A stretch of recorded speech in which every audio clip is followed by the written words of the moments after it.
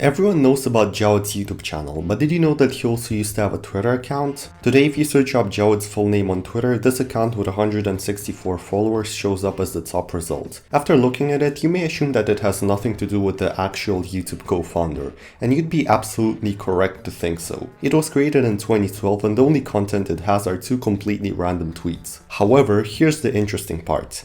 If you copy this account's URL and paste it into the Wayback Machine, you will see that an account with such a name has actually existed before 2012 and was saved in the web archive 3 times. And if you open any of the saves, what you'll find is, you guessed it right, Jawad's old Twitter account. But how do I know that this account is actually Jawad's and not some impersonators? Well, firstly, because at that time, Jawad was nowhere as famous as he is now. In 2009, when this snapshot was taken, he only had about 5,000 YouTube subscribers, compared to the 3.7 million he has now. So naturally, it won't make much sense for someone to impersonate him, especially on a platform he has no relation to. And while today most Jawad impersonators on different platforms tend to post stuff about YouTube and me at the zoo, none of the updates on Jawad's Twitter profile in this capture have anything to do with YouTube.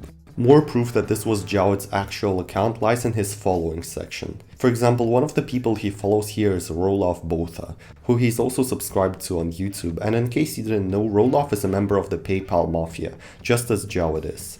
The rest of the people he follows are mostly entrepreneurs, investors, software engineers, so the exact type of people you'd expect a YouTube co-founder to follow. I've also noticed that almost all of them are currently followed by either Chad Hurley, Steve Chen, who are the other 2 YouTube co-founders, or both of them. So it makes perfect sense that at one point Jawad followed those people too.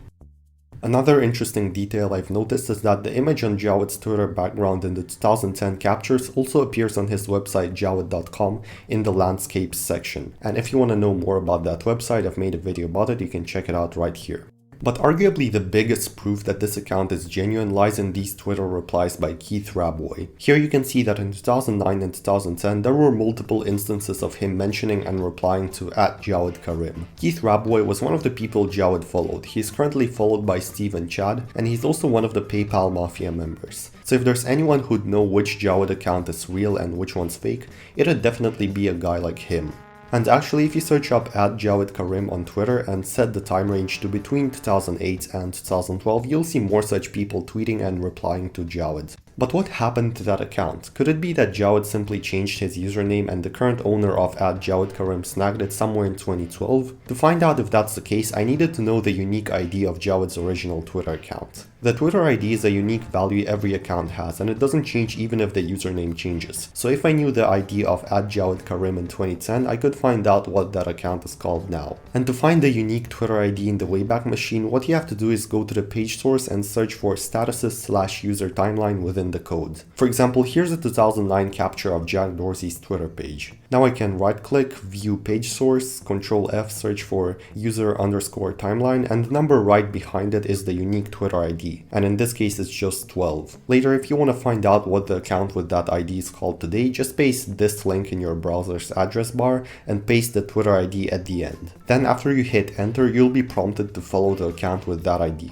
which in this case is still called Jack. I tried doing the exact same thing, this time with Jawad's account, but unfortunately I was led to a non-existing page. This means that at one point, probably sometime in 2012, Jawad simply deleted his Twitter account that hasn't had a public presence on the platform ever since. I know that's a bit anticlimactic, but I still think it's a pretty cool piece of Jawad trivia. I left links to all of the pages I've mentioned in this video, including the tutorial on how to find a Twitter account's ID using the Wayback Machine in the description, so you could check them out if you're curious. And that's all I have for today. Bye and see you in the next video.